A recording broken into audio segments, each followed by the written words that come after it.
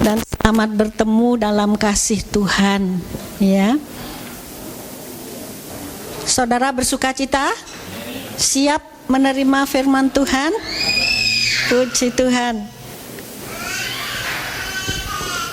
Ya, kita nyanyi dulu yuk. Kita nyanyi dulu. Saya senang itu, duduk senang, berjalan senang. Yuk, bangkit berdiri dengan gerakan, ya.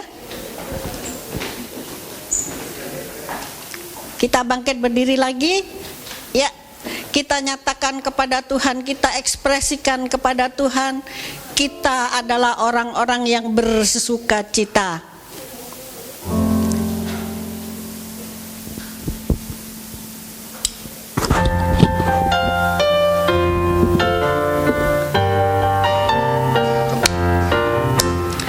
Duduk senang, berjalan senang, di mana-mana hatiku senang.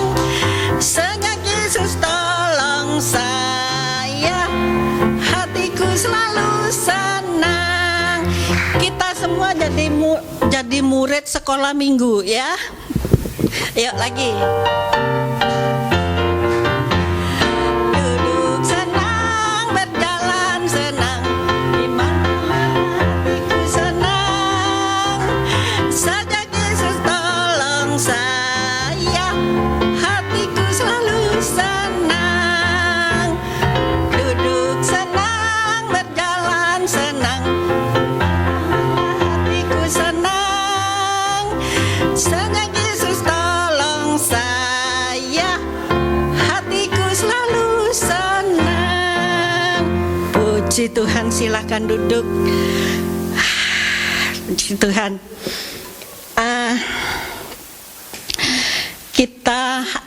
Saya akan menyampaikan firman Tuhan yang cukup penting, saudara, ya. Sesuatu yang penting untuk diketahui lebih dalam dan lebih banyak dipraktekkan. Memelihara perasaan hati yang suci. Menurut saudara gampang enggak? Siapa yang bilang gampang? Susah, ya. Memelihara hati yang suci. Itu Paulus mempraktekkan ini banyak dalam pelayanannya, dalam aniaya, kesulitan yang dihadapi yang banyak dari luar, dari dalam. Itu ada daftarnya. Kesulitan aniaya yang Paulus hadapi. Tapi Paulus tetap memelihara hatinya, hati nuraninya tetap bersih, ya. Coba kita baca Kisah 24 ayat yang ke-16. Biar kita semua juga bisa memelihara hati ini tetap suci, ya. Kisah 24 ayat 16. Sebab itu aku senantiasa berusaha untuk hidup dengan hati nurani yang murni di hadapan Allah dan manusia, ya. Dalam terjemahan KJI, dan di dalam hal ini saya melatih diri saya sendiri untuk memiliki hati nurani yang tak bercela terhadap Allah dan manusia, di hadapan Allah dan manusia. Lalu kita baca lagi Amsal 4:23. Amsal 4:23. Jagalah hatimu dengan segala kewaspadaan, karena dari situlah terpancar kehidupan. Dalam terjemahan lama itu bukan jagalah hati, tapi peliharakanlah hati. Jadi saya bacakan, ya, yang terjemahan lama. Peliharakanlah hatimu terlebih daripada segala yang patut dipeliharakan, karena dari dalamnya terpancarlah segala mata air hidup, ya. Jadi pemeliharaan hati yang suci itu penting sekali bagi orang-orang beriman. Sebab setelah kita percaya Tuhan Yesus, Kita ini semua sudah dikuduskan oleh darah Yesus. Tapi terus dipelihara suci ini. Ini tadi kan dijaga, dipelihara ya. Beda, lebih tepat dikatakan memelihara hati daripada menjaga hati. Kalau misalnya menjaga anak, beda dengan memelihara anak ya. Menjaga anak itu bisa dilakukan oleh orang lain, oleh babysitter bisa ya. Tapi memelihara anak itu termasuk juga perkembangannya itu dipikirkan ya, pertumbuhannya dipikirkan, makanan yang sehat apa dipikirkan ya. Jadi memelihara, terjemahan lama itu lebih tepat daripada menjaga hati. Kita terus memelihara hati. Dalam New King James disebutkan demikian, keep your heart with all diligence, for out of it spring the issues of life. Ya, jadi keep your heart with all diligence, dengan sungguh-sungguh. Diligence itu dengan tekun, dengan rajin, dengan kesungguhan hati. Kita semua perlu, saudara ya, memelihara hati ini supaya tetap kudus. Seperti dalam Amsal 4:23 tadi, sebabnya ini diperintahkan oleh Tuhan, karena itu penting. Apa yang keluar dari mulut kita ini itu cerminan hati ya. Tuhan katakan apa yang keluar dari mulut, yang keluar dari mulut itu asalnya dari hati. Kita baca ayatnya, Matius 12:35. Matius 12:35. Orang yang baik mengeluarkan hal-hal yang baik dari perbendaharaannya yang baik, dari hati yang baik. Dan orang yang jahat mengeluarkan hal-hal yang jahat dari perbendaharaan hatinya yang jahat. Apa yang kita katakan itu adalah luapan isi hati. Bahasa tubuh kita, body language kita, perilaku kita, itu juga ungkapan isi hati ya. Jadi kelihatan warna hidup kita. Warna hidup kita itu adalah cerminan hati.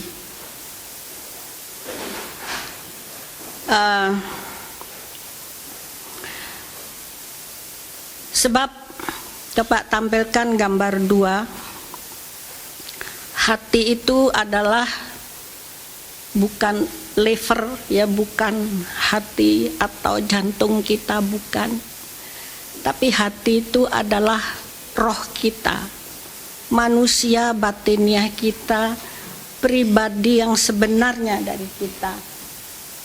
Gambar 2, gambar ada tulisannya 2 tuh.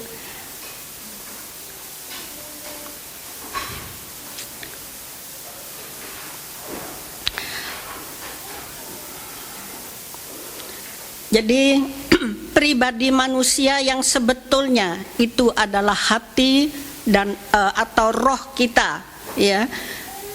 Kenapa kok miring? Nah, itu ya. Jadi manusia batin ya kita ini perlu dipelihara baik-baik. Kenapa perlu dipelihara? Sebab roh kita itu kekal, tidak hilang pada saat kita mati. Pada saat kita mati, tubuh luar kita ini kembali ke tanah ya. Kita Adam diciptakan dari tanah, dan kalau mati manusia itu tubuhnya kembali ke tanah, tapi rohnya kembali kepada Bapa di sorga yang sudah percaya Tuhan Yesus, kekal. Atau yang pada saat mati dalam keadaan berdosa itu masuk neraka. juga orang-orang yang tidak percaya kepada Tuhan Yesus. Kita lihat saudara, aroma apa yang keluar dari kehidupan kita ini.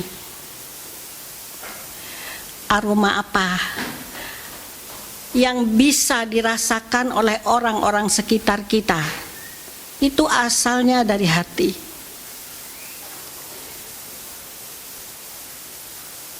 Apa kita ini bisa mengeluarkan bau harum Kristus? Kita baca 2 Korintus 2 ayat 14.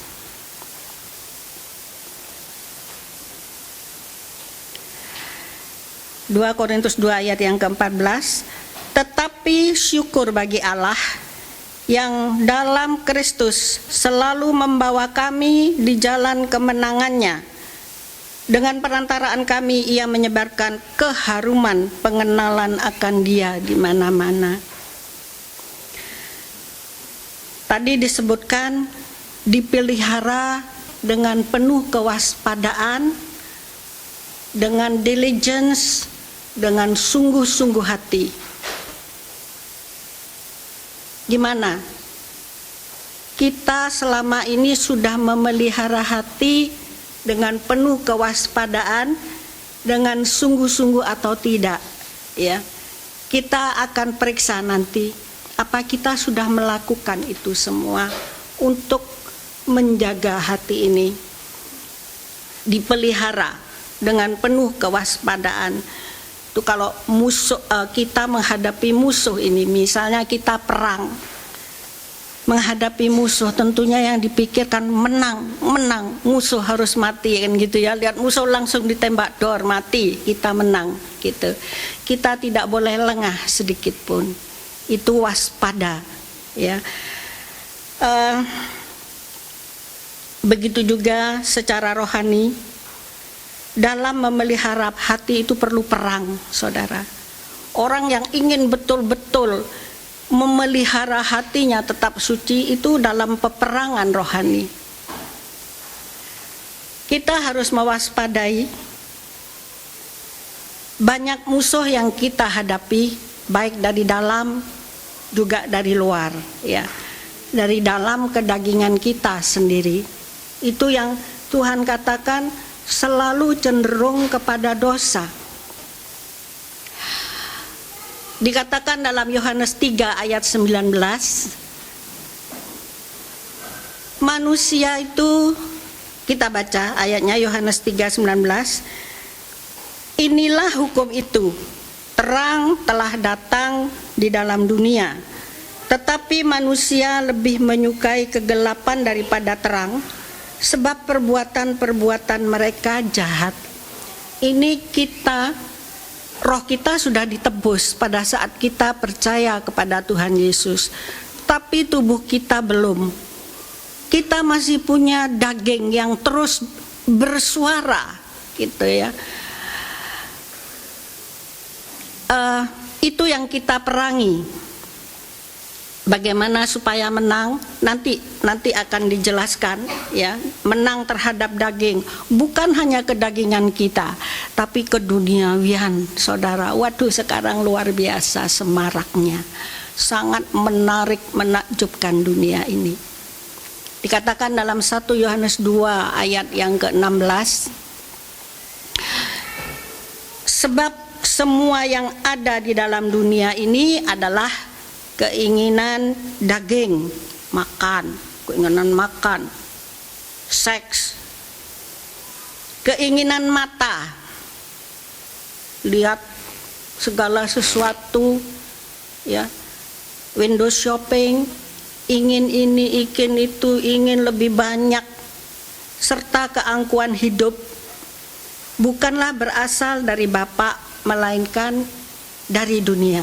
Itu 3 hal ini yang termasuk keduniawian yang perlu kita perangi, saudara, ya. Kita tidak bisa tutup mata. Kita masih hidup dalam daging, keinginan masih ada, ya. Tapi kita harus perangi. Dan musuh bebuyutan kita ya, si pendusta, penipu ulung, pembunuh sejak awalnya, si iblis.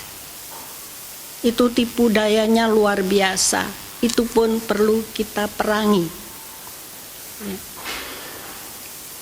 1 Petrus 5 ayat yang ke-8. Pikirkanlah baik-baik dan berjaga-jagalah, sebab iblis seterumu itu seperti singa yang mengaum-ngaum, berjalan keliling mencari siapa yang dapat dilahapnya. Itu rajin sekali iblis itu cari mangsa, siapa yang lengah dimangsa. Ya, sebab itu kita tidak boleh lengah. Kita harus menjaga dengan rajin, dengan tekun hati ini supaya tetap kudus, ya. Jadi bagaimana supaya menang? Supaya ini ya, supaya roh kita ini tetap kuat, supaya menang. Coba kita baca Galati 5, 16 sampai 17. Galati 5, 16, 17. Gambar 4 tadi. Gambar 4. Oh, enggak, ayatnya dulu aja. Galati 5, 16, 17.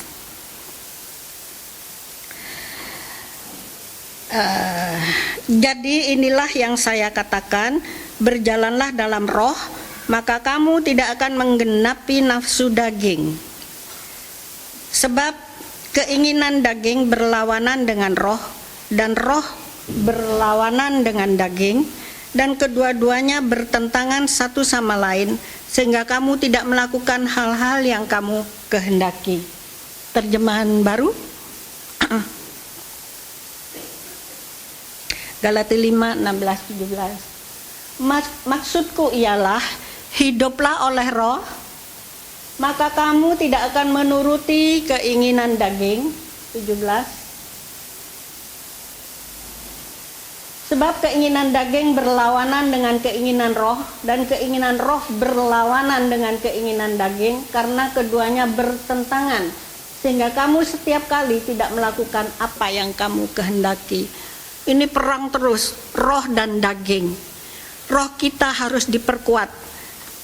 Saya pernah berulang kali menyampaikan ilustrasi anjing putih, anjing hitam, ya. Seorang punya anjing hitam dan anjing putih. Itu kalau bertarung, yang hitam selalu menang. Gitu. Pemiliknya ingin yang putih yang menang. Wah, gimana caranya? Yang putih dikasih makan lebih banyak. Kasih makan, kuat, jadi besar. Pada saat bertarung, menang. Ya. Begitu juga dengan roh dan daging. Kalau roh kita diberi makan banyak-banyak, ya, diberi makan banyak-banyak, pasti kuat, bisa mengalahkan daging. Kalau daging diberi makan banyak-banyak dengan tontonan, ya, apa yang kita tonton itu mempengaruhi hati ini, bisa membuat daging ini jadi kuat, jadi raksasa yang mempengaruhi hidup. Ya. Tontonan, bacaan, itu pergaulan yang tersembunyi. Itu pergaulan ada dua, saudara ya. Ada pergaulan yang tersembunyi. Tontonan itu tersembunyi. Ya. Kita bergaul dengan sutradaranya tanpa disadari, dengan pelakunya dari bacaan, ya, dari bacaan. Apa yang kita baca itu sama dengan bergaul. Itu sangat berpengaruh. Atau dengan pergaulan yang nampak nyata dengan orang-orang sekitar, dengan siapa kita bergaul, dengan siapa kita bersekutu. Kalau Tuhan katakan pergaulan yang buruk itu merusakkan kelakuan yang baik. Ya. Firman Tuhan tidak pernah salah, saudara. Sekalipun disebut orang Kristen, tapi kalau jalannya lebar, itu bisa berpengaruh juga. Yang dipegang bukan firman Tuhan, jalannya di jalan lebar, ya, sukanya hura-hura, warnanya beda. Tapi itu pun tidak ditolak oleh Tuhan kalau mau bertumbuh terus.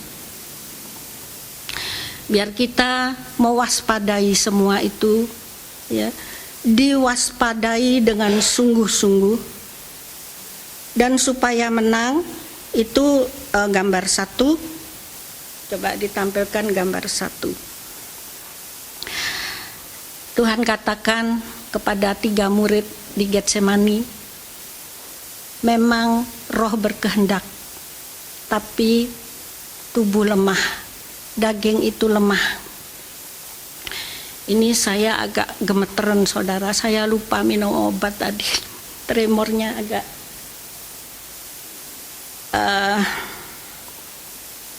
saudara juga doakan ya.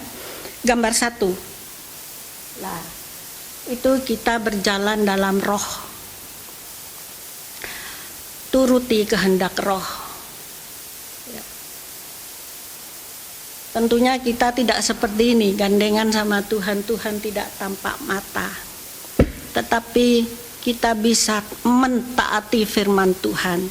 Roh Kudus berbicara apa? Secara rema. Tentunya Roh Kudus itu seperti ayat yang kita baca 1 bulan yang lalu, ya. Kita dibaca bersama-sama, Parakletos. Itu yang disebut roh kebenaran. Dia akan memimpin kepada kebenaran, tidak menyimpang dari firman Tuhan. Kalau Roh Kudus berbicara, lakukan ini, turuti, ya. Gambar 5. Kita tidak gandengan tangan seperti ini, saudara.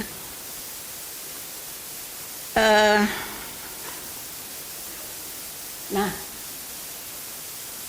kita perlu dipenuhi Roh Kudus. Yang belum penuh Roh Kudus itu minta dengan iman. Tuhan, aku perlu roh-Mu.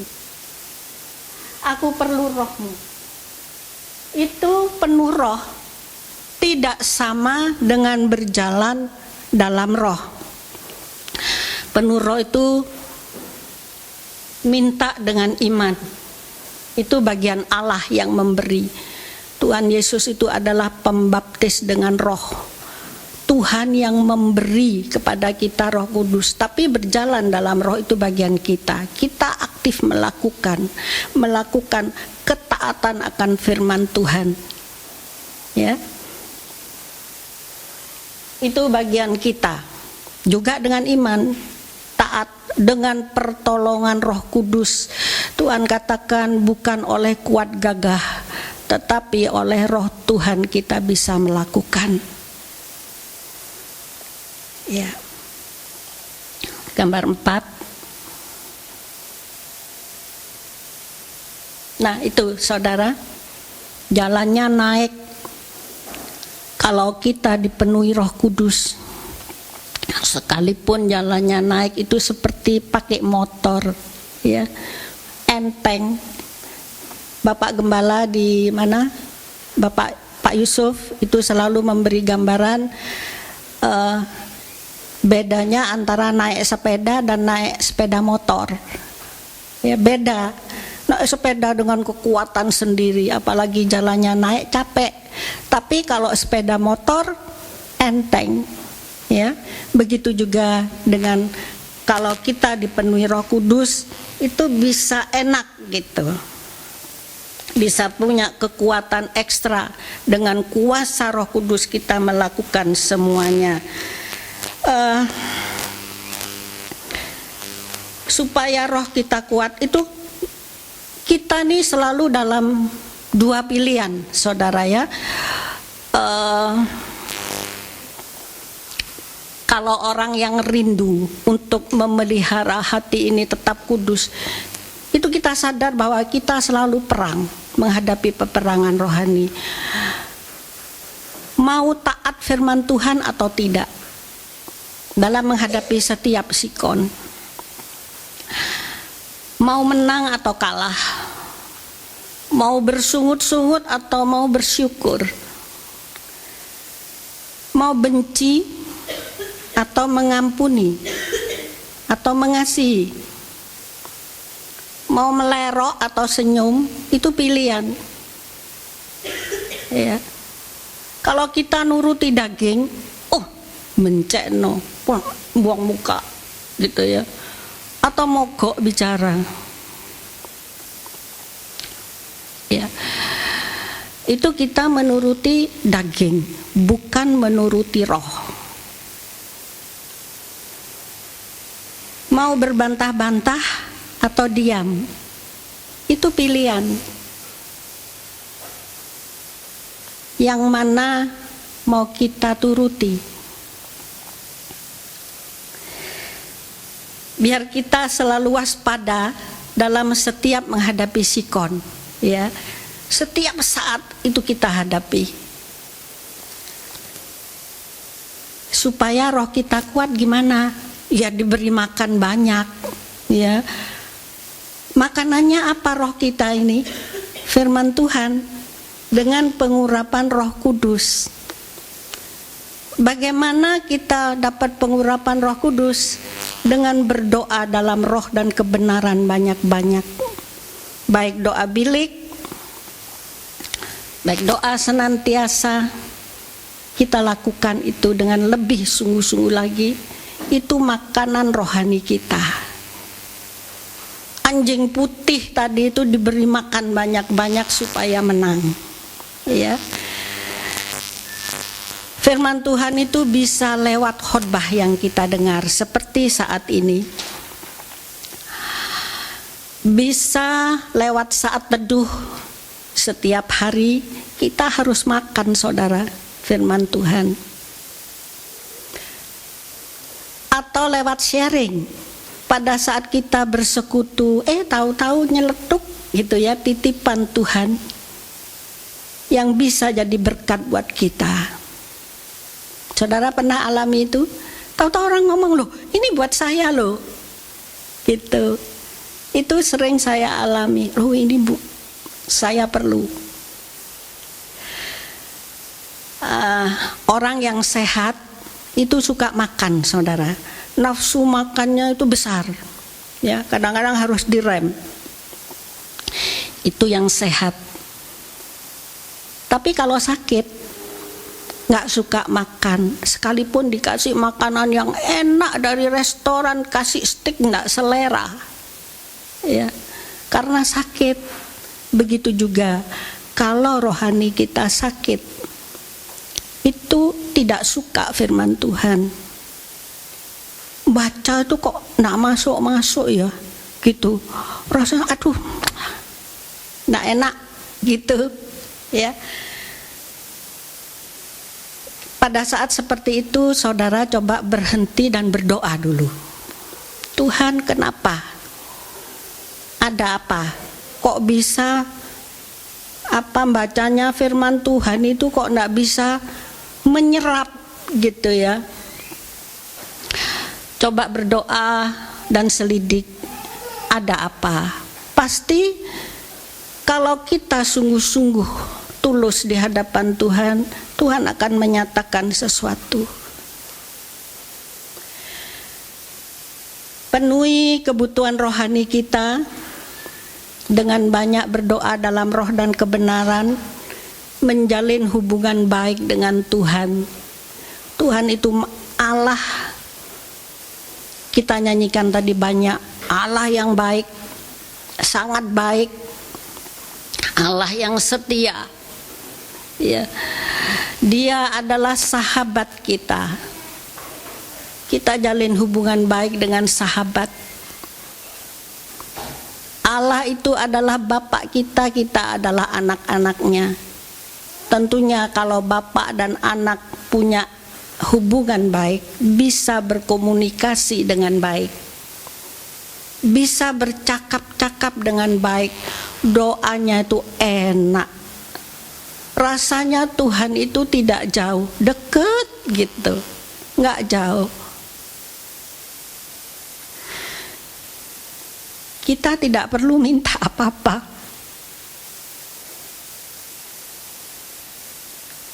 Cuma kepengen deket.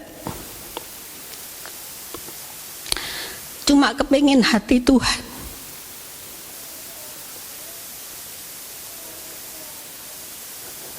Coba saudara perhatikan pada saat saudara berdoa, apa ada itu satu hubungan yang akrab?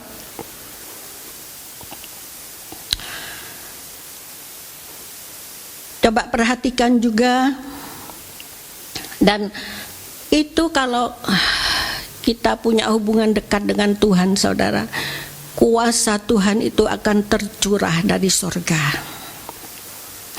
memampukan kita untuk melakukan kehendak Allah.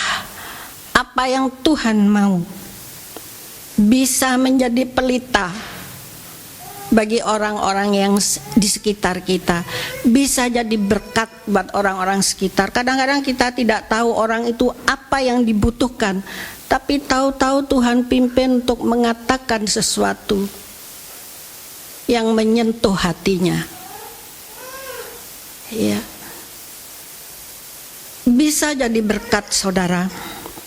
Dan juga dalam persekutuan tubuh Kristus, dalam kita bersekutu di antara saudara-saudara seiman, kita bisa saling tolong menolong, ya, kita saling menguatkan satu sama lain, saling menopang satu sama lain, baik lewat kata-kata pada saat kita ketemu, atau lewat WhatsApp, lewat BBM, lewat SMS, lewat apapun. Pakai alat-alat itu untuk menjadi saluran berkat. Ya, kadang-kadang kita nggak tahu, loh, nyeletuk kata itu titipan Tuhan itu. Kalau saudara peka akan bisa mengalami hal itu. Mezbah keluarga itu penting, saudara, ya. Siapa yang sudah melakukan mezbah keluarga bersama-sama anak, istri, kita lakukan mezbah keluarga.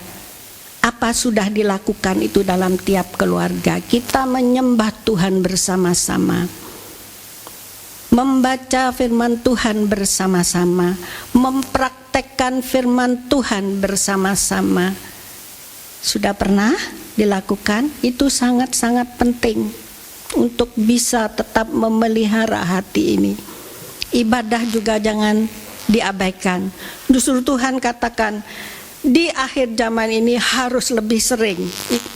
Ibrani 10:25 itu mengatakan menjelang kedatangan Tuhan harus lebih sering dilakukan. Jangan lupakan juga ini, jangan remehkan ini, saudara, ya, perjamuan suci. Di gereja kita 2 minggu sekali itu diadakan. Jangan diremehkan. Jadi ingat jadi jangan, saudara ingat, oh ini waktunya perjamuan suci, saya harus hadir. Itu penting, saudara. Perjamuan suci itu kita diingatkan lagi akan kematian dan kebangkitan Tuhan.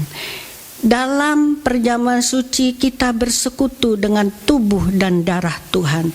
Pada saat perjamuan suci kita dihadapkan kepada koreksi diri. Pada saat dilakukan perjamuan suci jangan sampai kita melakukannya dengan ada dosa. Harus menguji diri. Itu penting untuk memelihara hati ini. Tentunya koreksi diri tidak usah menunggu pada saat perjamuan suci 2 minggu sekali. Setiap saat kita harus perlu mengoreksi diri. Korek-korek hati kita ini seperti yang dilakukan oleh Daud. Tuhan, selidik hatiku. Ya, menyerahkan hatinya kepada Tuhan untuk diselidik, untuk diterangi oleh Tuhan. Kenapa perjamuan suci penting? Itu tadi saya kita baca ayat-ayatnya. 1 Korintus 10 ayat 16. 1 Korintus 10 ayat 16. Bukankah cawan pengucapan syukur yang atasnya kita mengucap syukur adalah persekutuan dengan darah Kristus? Kita diingatkan lagi, dan memang itu sekalipun cuma segelas kecil anggur, roti kecil, itu melambangkan persekutuan dengan tubuh dan darah Yesus. Lalu kita baca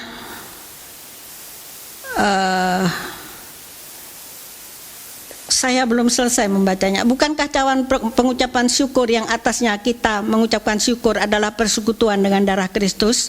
Bukankah roti yang kita pecah-pecahkan adalah persekutuan dengan tubuh Kristus?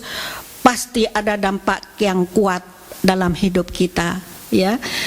Kita baca lagi 1 Korintus 11, 23 sampai 30. Biar kita betul-betul mengerti faedah daripada perjamuan suci ini dan kita melakukannya dengan benar.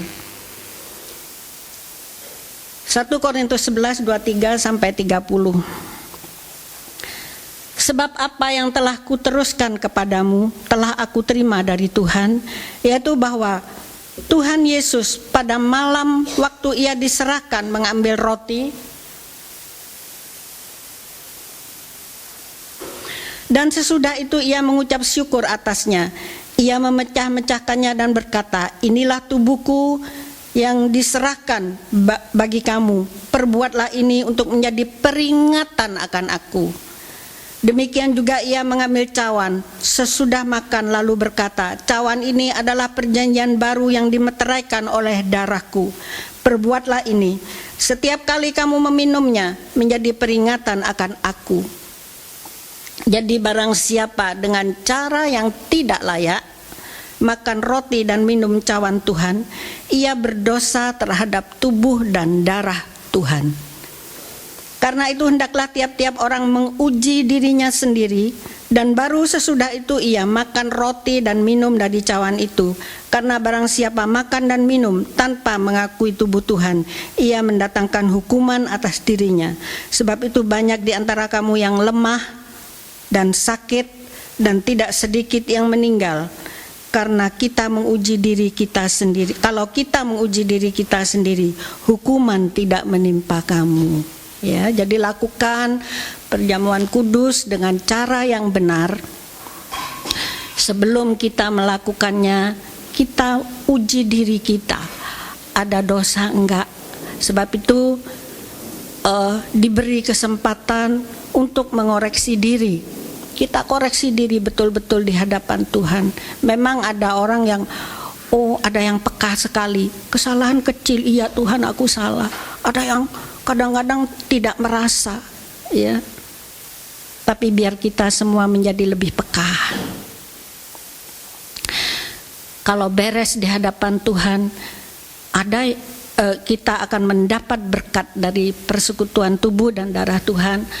Ada juga yang begini, saudara. Aku masih ada dosa, tidak mau melakukan perjamuan suci. Itu juga salah besar. Tapi itu satu kesempatan untuk pemberesan. Ya Tuhan, aku salah. Aku mau memperbaiki. Ampun, gitu. Ya, jadi harus itu. Jadi kita perlu melakukan itu semua, saudara ya. Diberi makan firman Tuhan banyak-banyak, ya. Doa dalam roh dan kebenaran banyak-banyak, jalin hubungan dengan Tuhan dengan baik, saling tolong menolong di antara tubuh Kristus. Jangan remehkan perjamuan suci, juga ibadah. Kalau ada pilihan, pesta atau ibadah, saudara pilih mana? Ulang tahun atau ibadah, saudara pilih mana? Atau acara-acara yang lain, atau yang lain, mau pilih yang mana? Jangan remehkan ibadah penting saudara, ibadah itu cuma seminggu sekali, jangan abaikan. Itu damai sejahtera dalam diri kita itu bisa menjadi alat tera yang cukup baik, ya, cukup peka untuk pemeliharaan hati ini. Kadang-kadang kita merasa, aduh hatiku kok geronjalan ya, rasanya tidak tenang, gelisah, cepet-cepet datang sama Tuhan. Tuhan, berdoa maksud saya, ada apa nih kok hati saya gelisah gitu. Kita perlu saudara yang menyelidik diri, korek-korek diri itu. Mazmur 139 ayat 23, coba kita baca bersama-sama sampai 24. Itu kita di hadapan Tuhan itu transparan sekali, tidak ada yang tersembunyi sedikit pun. Jadi Tuhan tuh bisa lihat semua, sampai ke dalam-dalam sini bisa lihat. Pikiran kita Tuhan bisa lihat, ya, tidak bisa tersembunyi. Mazmur 139 23 sampai 24. Selidiklah aku ya Allah dan kenallah hatiku, ujilah aku dan kenalilah pikiran-pikiranku. Lihatlah apakah jalanku serong dan tuntunlah aku di jalan yang kekal. Ya. Kita perlu setiap saat menyelidik diri, koreksi diri saudara ya, apalagi dalam keadaan gelisah gitu ya. Ada apa? Kalau ditemukan ada hal yang salah, ingat 1 Yohanes 1 ayat 9. Allah itu setia dan adil, mengampuni setiap dosa yang diakui. 1 Yohanes 1:9. Jika kita mengaku dosa kita, maka Ia yang setia dan adil itu mengampuni segala dosa kita dan menyucikan kita dari segala ketidakbenaran atau kejahatan. Ngaku aja dengan tulus, Tuhan, iya aku salah. Enak saudara ya kalau bisa begitu, tidak disembunyikan. Orang yang menyembunyikan dosa itu, waduh, tidak bahagia Tuhan katakan. Itu coba ditampilkan Amsal 28 ayat 13. Daud tidak mau menyembunyikan dosa, jadi selalu menyelidik diri. Siapa menyembunyikan pelanggarannya tidak akan beruntung, tetapi siapa mengakuinya dan meninggalkannya akan disayangi, pasti disayangi Tuhan. Mazmur 19:12b dalam bahasa Inggris, coba ditampilkan dalam bahasa Indonesia. Cleanse me from secret faults. Jadi kesalahan yang tersembunyi itu dibersihkan, ya, bersihkan Tuhan. Bebaskan aku dari apa yang tidak kusadari, dalam terjemahan baru, dalam bahasa Inggris secret fault. Jadi damai sejahtera itu bisa menjadi alat tera yang baik. Tapi untuk orang yang keras hati dalam dosa, yang tidak mau bertobat dari dosa-dosanya, itu tidak peka lagi, ya. Damai sejahtera tidak bisa menjadi alat tera yang peka lagi, karena Amsal 14:16 mengatakan demikian. Orang bijak berhati-hati dan menjauhi kejahatan, tetapi orang bebal melampiaskan nafsunya dan merasa aman. Dalam terjemahan lama, orang yang berbudi itu takut dan undur daripada jahat, tetapi orang bodoh berbuat dosa berlapis-lapis, maka senanglah juga hatinya. Senang gitu. Udah masuk dalam lumpur dosa itu hatinya senang. tidak merasa bersalah lagi karena perasaan hatinya sudah rusak. Tidak bertobat, terus melakukan yang salah, ya. Dikatakan tadi dalam Amsal 4:23 tadi, karena dari situlah terpancar air kehidupan bagi yang memelihara hati ini. Pada saat seorang percaya Tuhan Yesus, itu sudah ada air hidup terpancar dalam hati. Seperti perempuan Samaria yang berdosa, haus seks, suaminya orang digait, ya, sampai 6. Tapi Tuhan tahu apa yang dibutuhkan oleh perempuan Samaria. Dan setelah ketemu Tuhan Yesus, rasa hausnya itu hilang, diganti dengan kepuasan yang dari Tuhan. Ada air hidup yang memancar dalam dirinya. Yohanes 4:13-14 mengatakan itu pada saat seorang baru percaya Tuhan. Kita semua mengalami itu.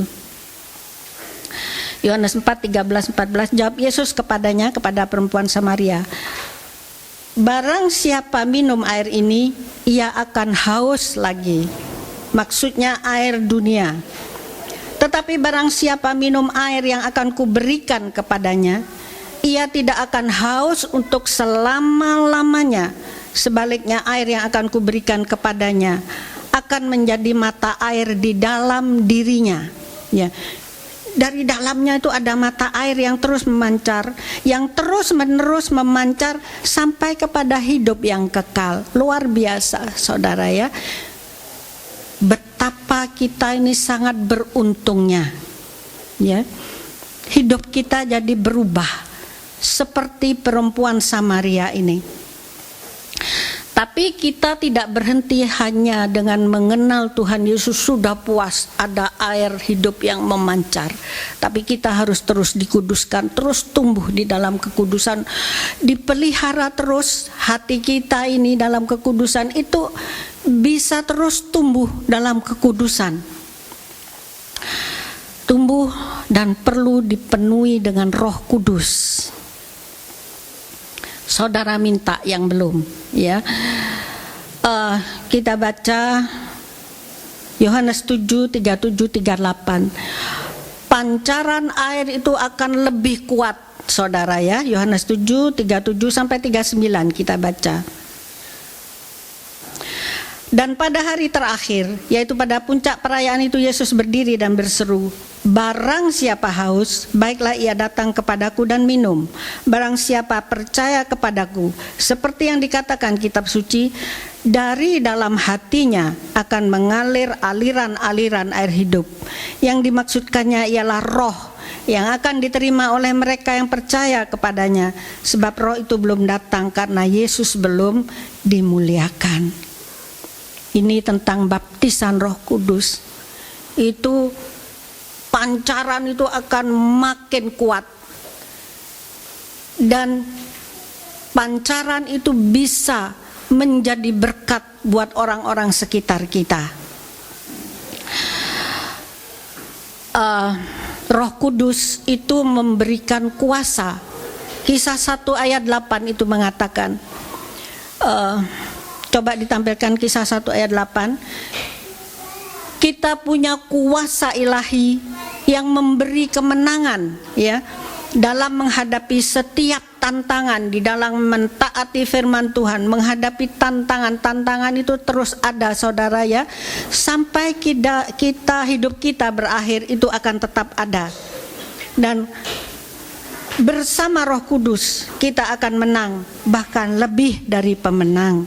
More than conqueror, ya. Nah itu saudara, kisah 1:8, kita akan menerima kuasa kalau Roh Kudus turun ke atas kamu, dan kamu akan menjadi saksiku di Yerusalem dan di seluruh Yudea dan Samaria sampai ke ujung bumi.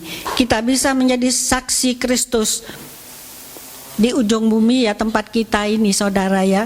Mana ujung bumi bulat ya. Kita jadi berkat buat orang-orang sekitar kita.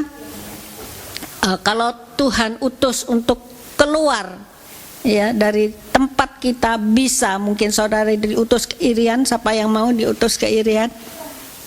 Bisa ya. Jadi kita harus terus memelihara dengan segala kewaspadaan. Ada harapan untuk meningkat terus sampai menjadi serupa dengan Kristus. Kekudusan kita mencapai puncak seperti Kristus. Bisa menjadi mempelai Kristus, terhias. Manusia batiniah kita ini terhias sangat indah. Tangan kita dihias, apa yang kita perbuat, mata kita dihias ya. Mata rohani maksudnya. Lalu apalagi? Semuanya, mulut kita dihias, telinga kita dihias, kaki kita dihias, semuanya. Tentunya itu secara rohani. Kalau Tuhan katakan pelihara lebih dari semua yang patut dipelihara. Kita bercermin berapa jam? Berapa lama kita bercermin untuk menghiasi tubuh jasmani kita ini? Setelah kita pakai baju miring kiri, miring kanan gitu ya. Dilihat udah bagus atau belum.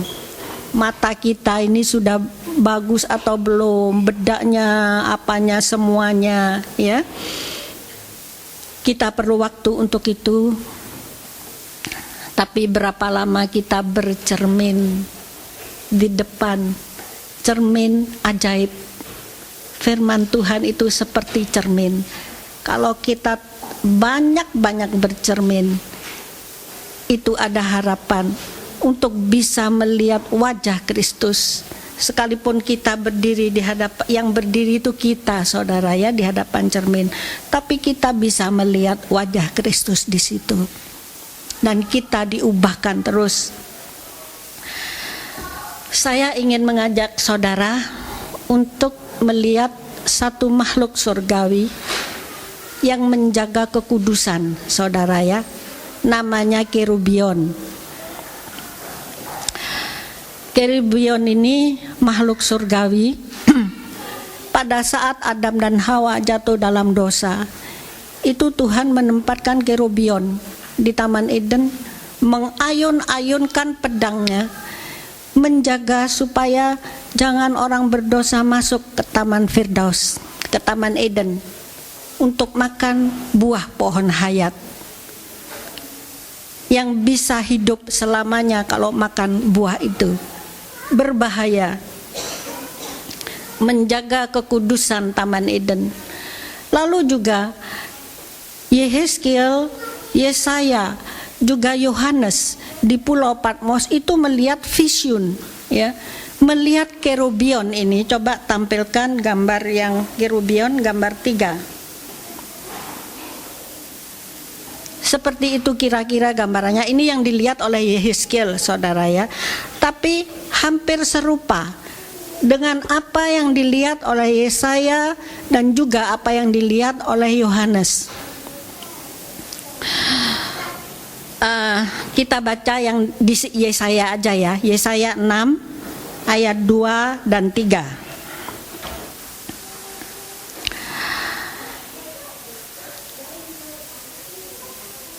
Coba tampilkan Yesaya 6, 2 dan 3.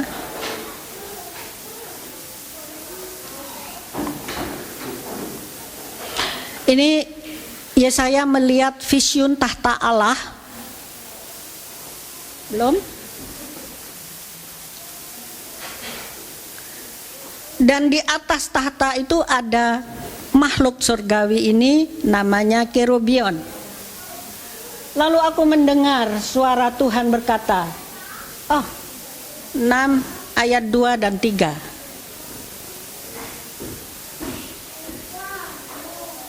Disebut juga serafim ya. Para serafim berdiri di sebelah atasnya, masing-masing mempunyai 6 sayap, 2 untuk menutupi mukanya, 2 untuk menutup kakinya, dan 2 untuk melayang-layang. Maka berseru seorang kepada yang lain, Kudus, kudus, kuduslah Tuhan semesta alam, seluruh bumi penuh kemuliaannya. Ini di surga. Kerubion ini terus mengucapkan itu, kudus, kudus, suci, suci. Itu dalam kitab Wahyu juga disebut, saudara ya. Coba kita baca Wahyu 4, 6 sampai 9. Yang saya tekankan itu kata-kata yang keluar, kudus, kudus, kudus gitu ya. Wahyu 4, 6 sampai 9. Saya tidak akan menjelaskan semua tentang sayap, tentang matanya, itu tidak saya jelaskan, terlalu panjang. Dan di hadapan tahta itu ada laut kaca yang seperti kristal, dan di tengah-tengah tahta serta sekeliling tahta itu ada 4 makhluk hidup penuh dengan mata di depan dan di belakang. Adapun makhluk hidup itu pertama itu seperti singa. Ini yang dilihat Yohanes dan Yehezkiel sedikit berbeda ya. Yang di Wahyu yang dilihat oleh Yohanes itu ada 4 makhluk, mukanya beda-beda ya. Yang pertama itu seperti singa, makhluk hidup yang kedua seperti anak lembu, makhluk hidup yang ketiga mempunyai wajah seperti manusia, dan makhluk hidup yang keempat seperti burung nasar yang terbang. Dan keempat makhluk, sebentar ya,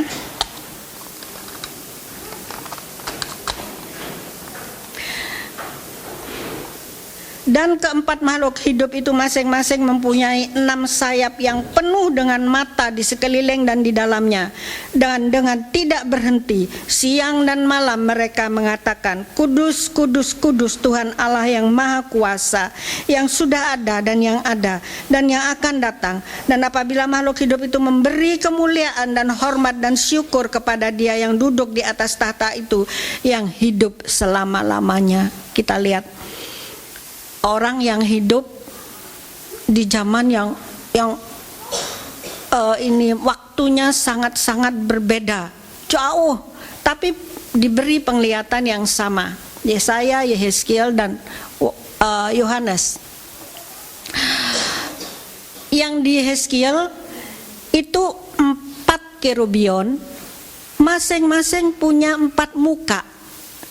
Tapi sama seperti yang tadi disebut. Kalau tadi sendiri-sendiri gitu ya. Tapi yang di Yehezkiel itu 4 makhluk, 4 kerubion, tapi punya 4 muka. Muka seperti singa, seperti anak manusia, seperti burung nasar, seperti lembu.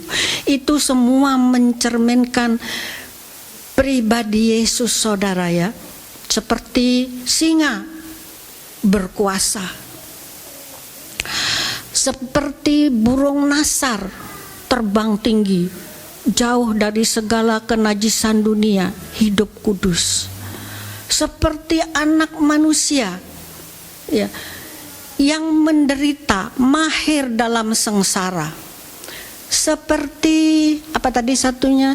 Seperti lembu mukanya, ketaatan yang penuh dari Tuhan Yesus. Itu semua digambarkan dalam kitab Injil sehingga kita mengenal Yesus dengan sempurna. Matius menggambarkan Tuhan Yesus sebagai raja yang berkuasa ya, singa lambangnya. Markus sebagai hamba yang taat, lembu. Yohanes seperti burung nasar ya. Lalu Lukas seperti anak manusia yang mahir dalam sengsara. Gambaran dari Tuhan Yesus itu dari segala segi lengkap, sempurna. Dan kerubion ini menjaga kekudusan. Dia mengucapkan terus siang malam, itu ngomong terus, kudus, kudus, kudus gitu ya. Terus itu ngomong itu terus. Biar hati kita ini juga ada seperti kerubion itu yang menjaga kekudusan. Ada kehidupan Kristus di dalam diri kita ini lengkap, yang perlu terus ditumbuhkan. Pada saat kita lahir baru, benih ilahi itu sudah ada di dalam diri kita. Sifat Kristus itu sudah ada, tinggal ditumbuhkan, ya. Kita terus tumbuh sampai seperti Kristus, betul-betul sempurna. Sifat-sifat Kristus ada di dalam diri kita dengan sempurna. Dan terus ini menjaga hati, terus bersuara, seolah-olah suara hati kita ini terus berbicara, kudus, kudus, menolak setiap dosa yang ada. Ya, biar kita semua peka, saudara, ya.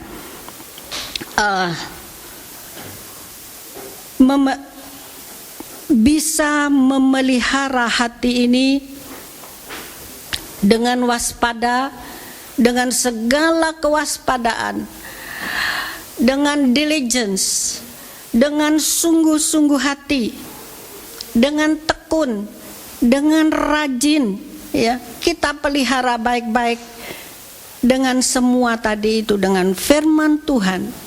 Kita selalu mencocokkan diri dengan firman Tuhan, dengan persekutuan yang intim dengan Tuhan, sering berdoa dalam roh dan kebenaran.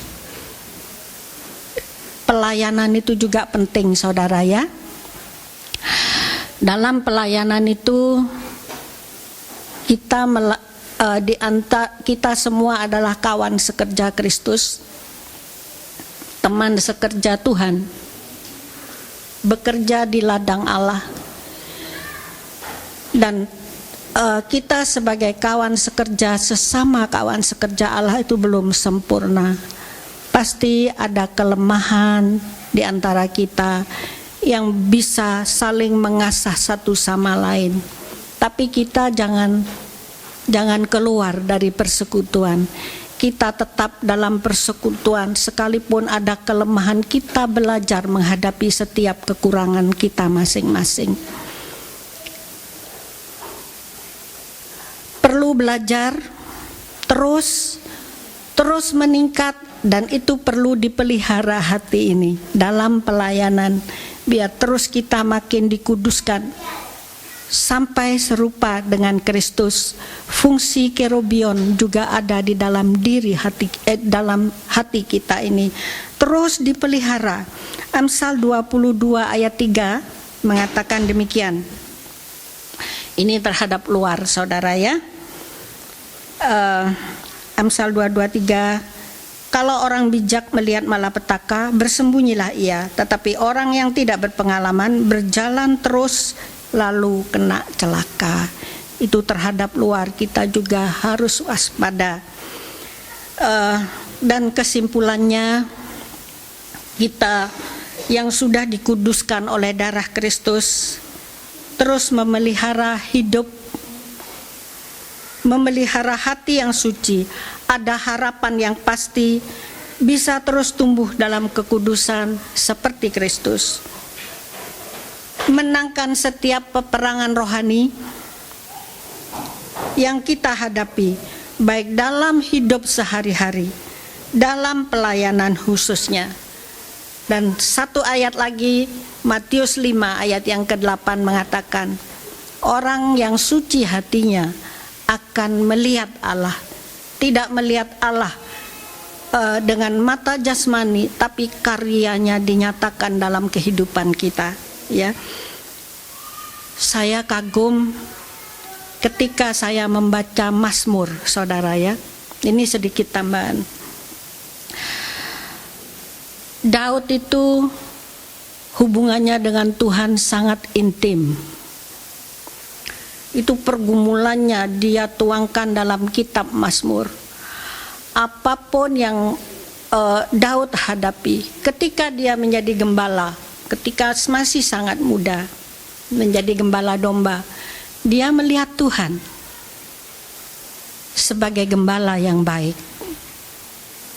Ketika dia dalam kesesakan, ya, musuhnya banyak, mertuanya sendiri, anaknya sendiri, dikatakan musuhnya seperti lebih dari rambut, dikatakan. Tapi Daud melihat Tuhan. Dia yang melepaskan dari kesesakan. Dikatakan dalam ayat lain seperti dalam lumpur rawa karena kesesakannya itu. Tapi di situ dia juga melihat Tuhan. Pada saat dia pahlawan perang, pada saat perang dia melihat Tuhan lagi. Dia perisaiku, gitu ya. Jadi setiap saat Daud itu melihat Tuhan dalam sikon apapun. Karena dia memelihara hatinya, kecuali dalam hal Batseba, ya. Dia selalu menyelidik diri dan tidak mau ada dosa yang tersembunyi di dalam hatinya. Itu sebabnya Daud terus melihat Tuhan dalam kehidupannya. Karyanya dinyatakan dalam kehidupan Daud. Dan sukses menjadi raja besar yang bisa menguasai seluruh Israel dari Dan sampai Berseba seperti yang sudah dijanjikan oleh Tuhan. Puji Tuhan, saya akhiri dan kita siapkan diri kita untuk perjamuan kudus dan lakukan lebih baik lagi untuk pemeliharaan hati ini. Kita nyanyikan lagu Create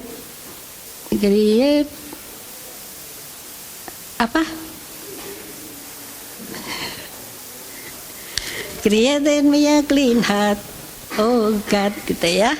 Yuk, pemain musik, tolong.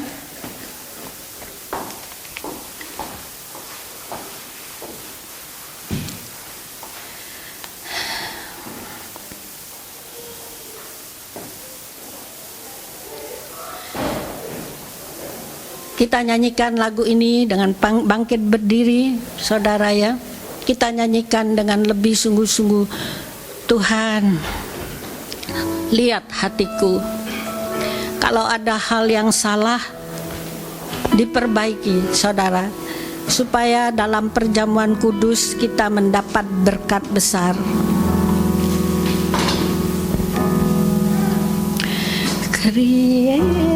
Create in me a clean heart, oh God, and renew right spirit within me. Create in me a clean heart, oh God, and renew right spirit within me. Cast me not away from thy presence, O Lord, and take not thy Holy Spirit from me. Restore unto me the joy of my salvation, and renew right spirit within me. Murid-murid sekolah minggu, coba biar bisa ikut menyanyi kalau sudah selesai. Create in me a clean heart, oh God, and renew right spirit within me. Create in me a clean heart, oh God, and renew right spirit within me. Cast me not away from thy presence, O Lord, and take not thy Holy Spirit from me. Restore unto me the joy of thy salvation,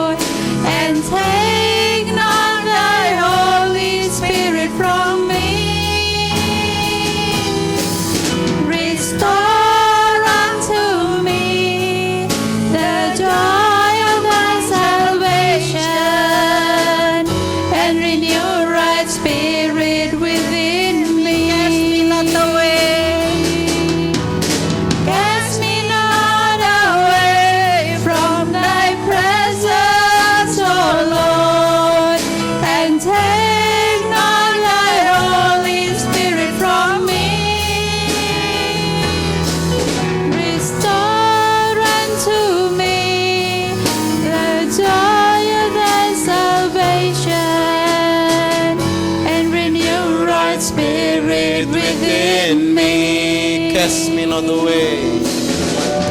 Cast me not away from thy presence, O Lord, and take not thy Holy Spirit from me. Restore unto me the joy of thy salvation, and renew right spirit within me. And renew right spirit within me. And renew a right spirit within me, Lord. And renew right spirit within me. Let's open our voice to worship God. Let's say thank you, Jesus. Let's worship Him more and more. Hallelujah. Hallelujah. Thank you, Lord Jesus. Oh, hallelujah. Please, Lord, clean our heart, Lord Jesus. Please renew your spirit, Lord. Hallelujah, hallelujah, hallelujah. Shikaramaya ramaya ramaya ramase.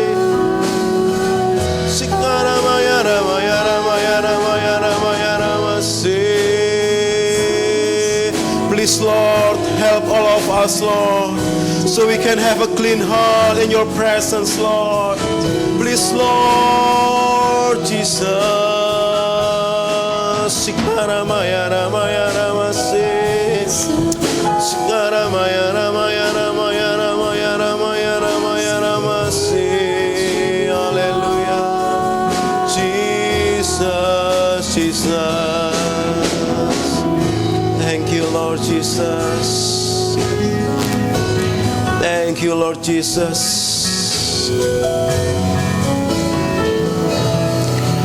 Thank you, Lord Jesus. Thank you, Lord, for wonderful message that you already gave to us, Lord. Even from Sunday service or from Sunday school, Lord Jesus. We believe, Lord Jesus, that each word that we heard today, Lord, each word that we heard this morning, Lord Jesus, you already prepare for all of us, so we can grow more and more like you, Jesus. Please, Lord Jesus, help all of us. Please, Holy Spirit, teach us so we can understand. We can put your word in our hearts, Lord, so this holy seed can grow and grow until we become mature like you, Lord Jesus. Please, Lord, we cannot grow with our own strength, with our own mind, with our own ability, Lord. But we want to invite you, Holy Spirit, this morning, because we believe, Lord Jesus, that you already give us strength. You already give us ability. You already give us wisdom, Lord, so we can keep our faith. We can keep our heart clean in your sight, Lord Jesus, so we can grow and grow day by day until you come again for the second time for us. Thank you, Lord Jesus. Thank you, Lord Jesus. Now we want to prepare our heart. We want to prepare our mind. We want to take part in this Holy Communion, Lord Jesus. Jesus, we want to be holy, just like you, holy, Lord Jesus. Please, Lord Jesus, help all of us so we can check ourselves, we can check our heart, we can check our mind, Lord Jesus. Do we already please your heart or not, Jesus? Please, Lord Jesus, help all of us so we can walk day by day, step by step in your favor, and we always please your heart, Lord Jesus. Thank you, Lord Jesus. Thank you. In Jesus' name we pray. Let's say together, Amen.